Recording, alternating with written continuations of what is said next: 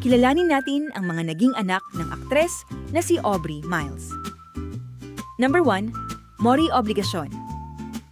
Si John Maury Obligacion ay ang unang anak ng aktres.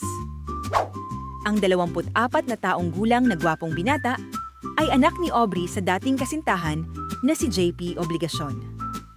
Si Maury ay nag-aral ng kursong entrepreneurship sa De La Salle University. Number 2, Hunter Cody Miller. Ang 17 taong gulang na si Hunter naman ang ikalawang anak ni Aubrey. Siya din ang panganay na anak ng aktres at ng kanyang asawa, ang aktor na si Troy Montero. Number 3, Rocket Miller. Siya naman ang bunsong anak ni na Aubrey at Troy. Si Rocket ay 7 taong gulang na ngayon. Ang nag-iisang babaeng anak ng aktres ay na-diagnosed na may autism noong 3 taon gulang pa lamang ito.